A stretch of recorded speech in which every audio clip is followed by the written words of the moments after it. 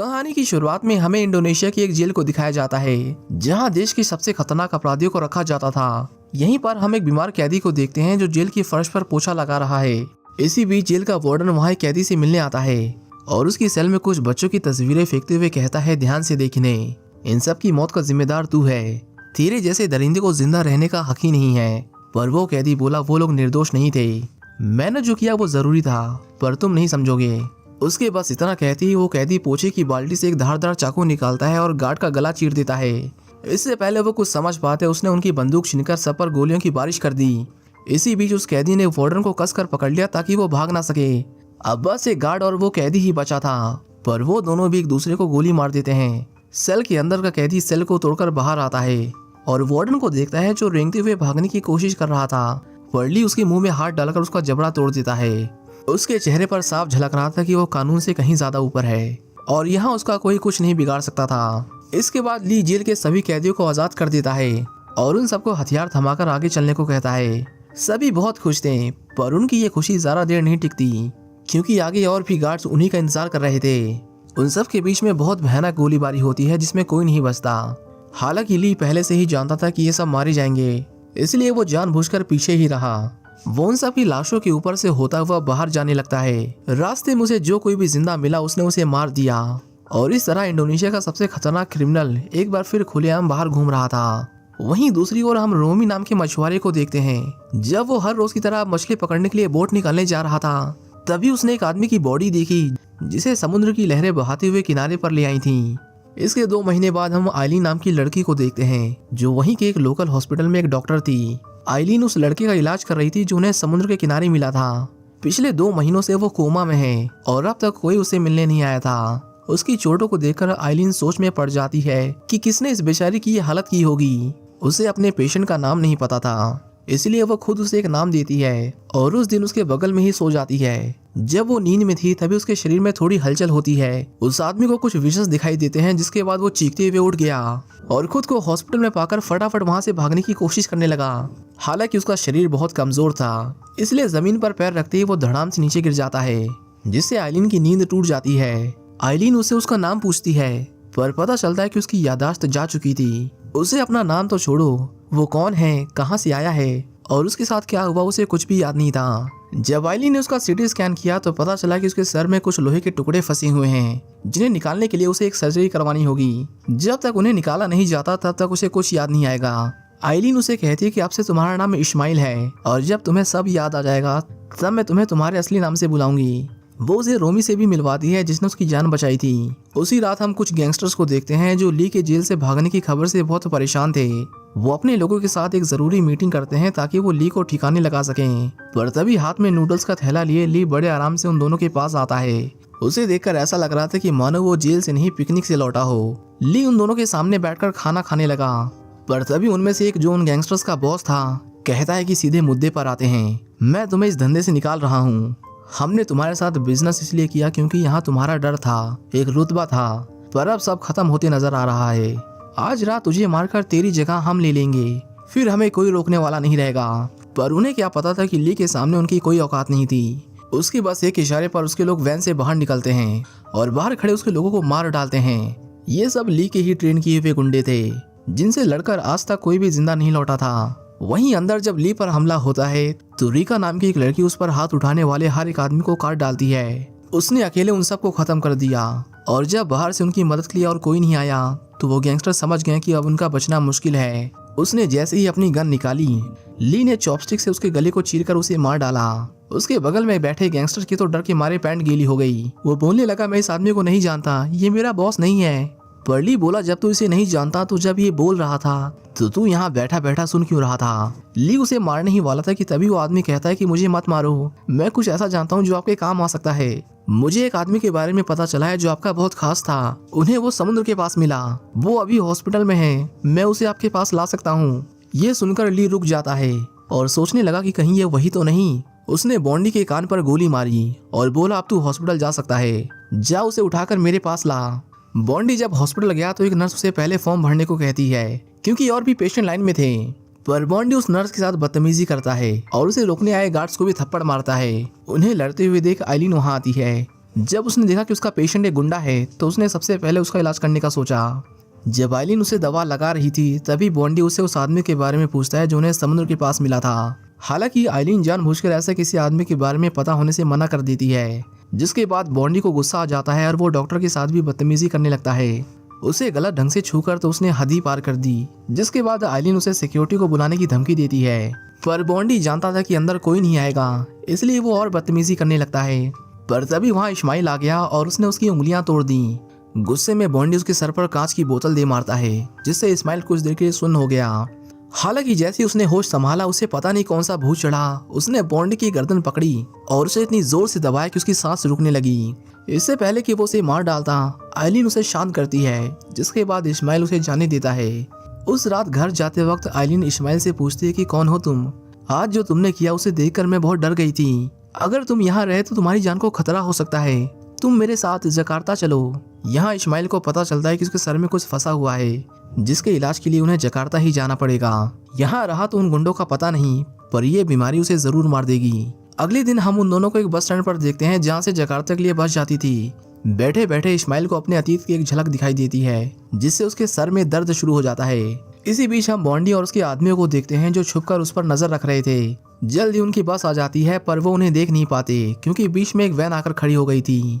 इसके बाद वो सब उस बस का पीछा करते हैं, पर उन्हें जरा भी आइडिया नहीं था कि इस्माइल उस बस में नहीं है, क्योंकि वो बस में चढ़ा ही नहीं था। रास्ते में एक गाड़ी को खड़ा देख ड्राइवर को मजबूरन बस को रोकना पड़ता है, पर जैसे ही उसने ऐसा किया कुछ गुंडे बस में घुसकर उसे गोलियों से भून देते हैं। इसके बाद वो अब्दी को बाहर आने को कहते हैं, पर जल्द ही उन्हें पता चला कि वहाँ इस नाम का कोई शख्स नहीं था। सबूत मिटाने के लिए वो बस में बैठे सभी लोगों को गोली मार देते हैं। आइलिन जो बहुत डरी हुई थी वो मदद के लिए इस्माइल को फोन करती है, पर तब तक वो गुंडे बस में मौजूद हर एक आदमी, औरत और यहाँ तक कि बच्चों को भी मार देते हैं। आखिर में सिर्फ आइलिन और एक छोटी बच्ची ही बची थी। उन्होंने आइलिन से अब्दी के बारे में पूछा, पर उस बेचारी को कुछ नहीं पता था, जिसके बाद उन लोगों ने उसे बहुत मारा। उधर इस्माइल रोमी के साथ उस बस का पीछा करता है। जब उसने बस को सुनसान सड़क पर खड़ी देखा तो वो दौड़कर अंदर गया और पाया कि सब लोग मर चुके थे। उसने एक एक लाश को ठीक से देखा, पर कहीं भी आइलिन नहीं थी। उसे वहाँ आइलिन का चश्मा मिला, पर इससे पहले वो कुछ समझ पाता, एक आदमी हाथ में पेट्रोल की कैन लिए बस के अंदर आया।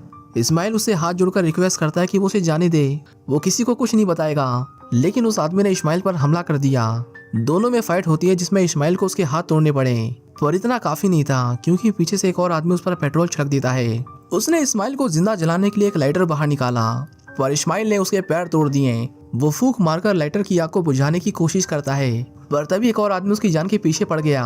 वो बस में आग लगाकर उसे बाहर से लॉक कर देते हैं, पर इससे पहले आग की लपटें उस तक पहुंचती इस्माइल उस बस से बाहर निकल जाता है। एक ने उसे गोली मारने की कोशिश की, पर तभी उसकी जान बचाने के लिए रोमी बीच में कूद पड़ा, जिस कारण उसे गोली लग जाती है। अपने दोस्त की मौत से इस्माइल बहुत दुखी था, पर तभी पीछे से कोई उस पर हमला करके उसे बेहोश कर देता है। वहीं दूसरी तरफ हम बॉन्डी को देखते हैं, जो बोलता है लड़की तो ठीक है, लेकिन हम इस बच्ची को यहाँ क्यों लाए हैं? ये हमारे किसी काम की नहीं, से जाने दो। पर वो लोग उसे गोलियों से भून देते हैं क्योंकि अब वो उनके किसी काम का नहीं था। इसके बाद आइलिन को एक कैद खाने में फेंक दिया जाता है, जहाँ रीका उसे बहुत टॉर्चर करती है। उसे आइलिन के पास इस्माइल की मेडिकल रिपोर्ट्स मिली, जिसे वो ली के पास लेकर जाती है, जिसके बाद ली अपने लोगों को उसे जिंदा पकड़कर लाने को कहता है। वहीं दूसरी ओर जब इस्माइल की आंख खुली तो वो खुद को पुलिस स्टेशन में पाता है। पुलिस वाला उस पर बहुत गुस्सा था क्योंकि उसे लगा कि बस में सभी लोगों को उसी ने मारा है। हालांकि इस्माइल बार बार खुद को बेगुनाह साबित करने में लगा हुआ था। जिसके बाद उस पुलिस वाले ने उसके सामने एक फाइल रखी और उसे ली की फोटो दिखाते हुए बोला, जानता है ये कौन है? पर इस्माइल की याददाश्त जा चुकी थी, जिस वजह से उसे कुछ याद नहीं आता। इसके बाद उस पुलिस वाले ने उसे एक और तस्वीर दिखाई, जिसमें हम इस्माइल और ली को साथ बैठा देखते हैं। इससे पहले वो बता पाता कि वो कौन है और ली के साथ उसका रिश्ता क्या है, अचानक पुलिस स्टेशन की लाइट चली जाती है। पुलिस वाला समझ गया कि कुछ तो गड़बड़ है, इसलिए वो चेक करने के लिए बाहर गया। पर जैसे ही वो देखने के लिए खिड़की से बाहर झांकता है, दूसरी ओर खड़ा आदमी अपने धारदार ब्लेड से उसका मुंह फाड़ देता है। इसके बाद वो अंदर आया और इस्माइल पर हमला कर दिया। उसके हाथ टेबल से बंधे हुए थे, इसलिए वो बेचारा भाग नहीं पाता। पर अगर वो हार मानता तो उसे जान से हाथ धोना पड़ता, इसलिए उसे जो बन पड़ा उसने किया और आखिर में उसने उस हमलावर को मार डाला। इसी बीच किसी ने अंदर एक ग्रेनेड फेंक दिया, जिससे बहुत बड़ा धमाका होता है। पर इस्माइल इसमें भी बच गया और उसे मारने आए सभी लोगों को मार डाला। वो भाग ही रहा था कि तभी उसने गेट पर दो और लोगों को देखा जो उसे ही मारने आए थे। उनमें से एक बोला, तू जाके लाइट्स ऑन कर। इसे मैं ठिकाने लगाता हूँ। इतना कहकर उसने गोली चलाई, पर वो इस्माइल को नहीं लगी। इस्माइल दबे पांव उसके पीछे से हमला करने की सोचता है, पर तभी लाइट्स आ गई और वो पकड़ा गया। दोनों के बीच गन को पाने के लिए बहुत खतरनाक झड़प होती है, पर आखिर में वो आदमी गन छीन लेता है। उससे बचने के लिए इस्माइल टेबल के नीचे छुप गया। जल्द उसकी गोलियां खत्म हो जाती हैं और इससे पहले वो उन्हें लोड कर पाता, इस्माइल ने फिर से उस पर हमला कर दिया। उससे बहुत मार खाने के बाद आखिर में वो अपने दिमाग का इस्तेमाल करता है और उसे गोली मार देता है। जब उस दूसरे आदमी ने अपने भाई जैसे दोस्त की लाश देखी तो वो गुस्से से मानो पागल ही हो गया। दोनों में बहुत फाइट होती है और वो आदमी इस्माइल की गर्दन पकड़कर उसकी सांस रोक देता है, पर उसने भी हार नहीं मानी और उस पर एक के बाद एक मुक्कों की बारिश करता रहा। इस्माइल ने उसे मार मार कर अधमरा कर दिया, पर वो उसे जान से नहीं मारता क्योंकि वो कोई किलर नहीं था। पर जब वो जाने लगा तो वो आदमी फिर से उस पर हमला करता है, जिसके बाद उसे मारना ही पड़ा। धीरे धीरे उसे याद आया कि जिन लोगों को उसने मारा कभी वो उसके दोस्त हुआ करते थे, उन्हीं के साथ उसने अपना पूरा बचपन बिताया था। पर अफसोस पछतावा करने के लिए अब बहुत देर हो चुकी थी।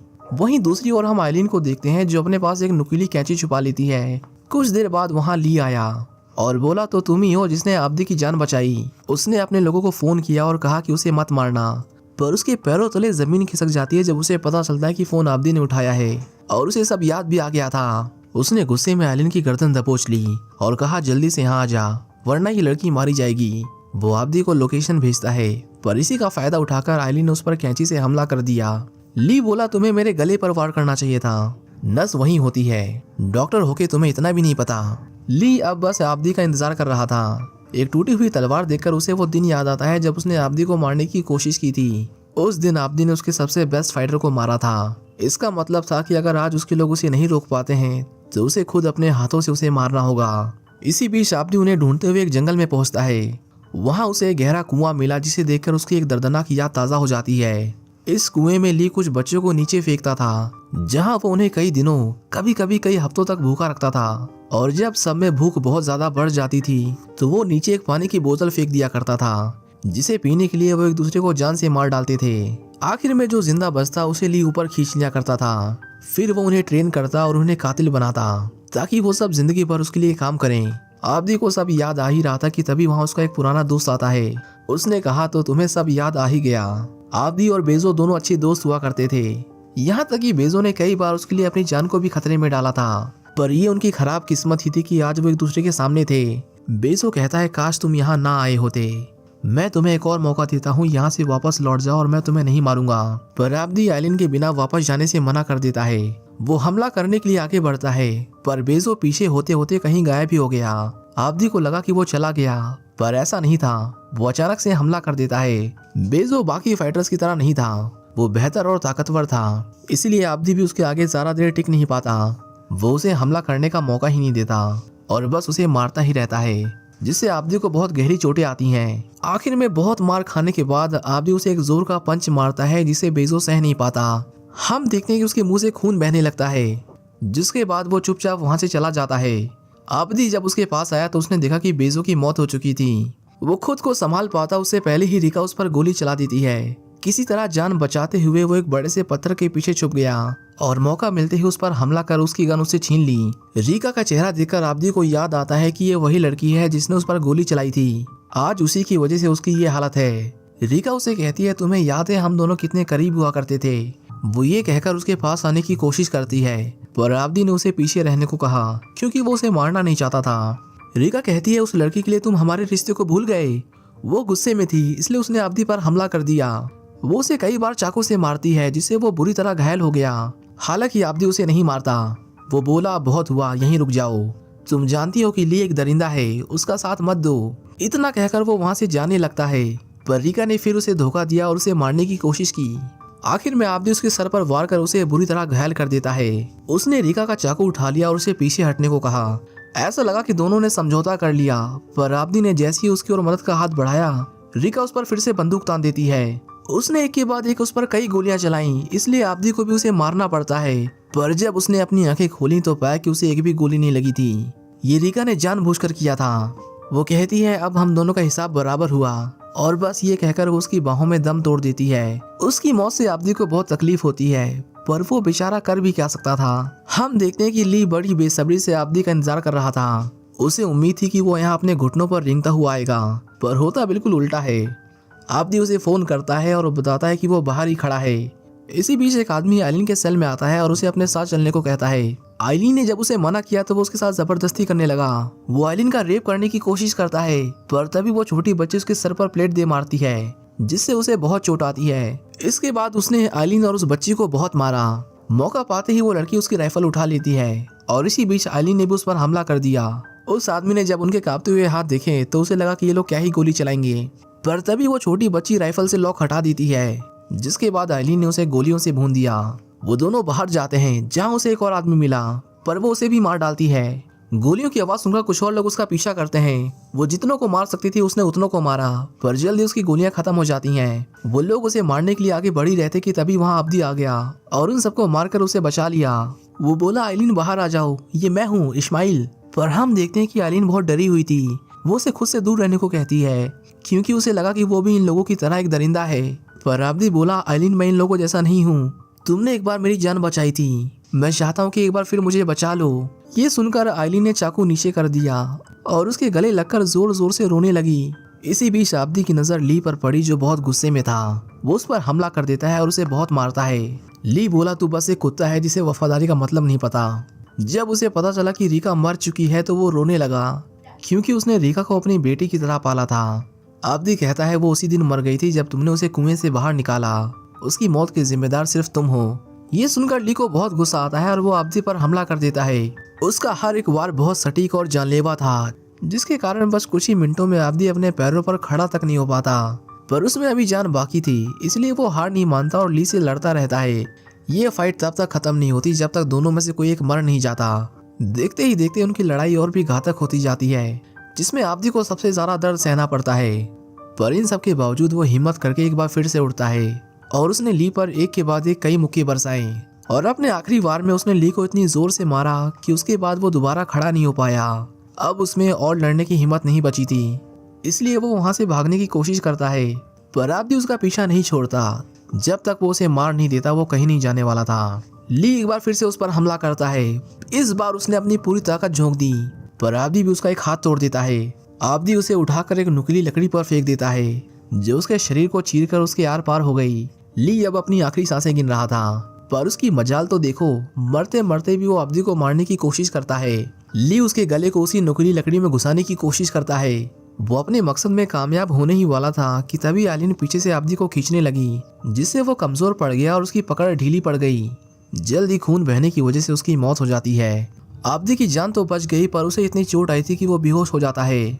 इसके बाद सीन शिफ्ट होता है और हम आइलिन को एक हॉस्पिटल में देखते हैं। डॉक्टर्स ने आब्दी का इलाज करके उसके सर से उन लोहे के टुकड़ों को निकाल दिया था, पर अभी वो कोमा में है। उसकी चोटें इतनी गहरी थीं कि उसे ठीक होने में महीनों भी लग सकते थे। आब्दी के साथ जो भी हुआ उसके बारे में सोचकर आइलिन की आंखों में आंसू आ जाते हैं, पर उसने किसी तरह खुद को संभाला और उसकी सलामती के लिए भगवान से प्रार्थना करने लगी। इसी बीच उसकी नजर एक बोर्ड पर पड़ती है जिसमें पेशेंट का नाम लिखा होना चाहिए था, पर वहाँ कुछ नहीं लिखा था। आइलिन वहाँ आब्दी का नाम लिखती है, हालांकि बाद में उसने तुरंत ही उसे मिटा दिया। अब ये उसकी दुआओं का ही असर था कि आब्दी को उसी वक्त होश आ जाता है और वो आइलिन से कहता है कि उसे शायद वहाँ इस्माइल लिखना चाहिए।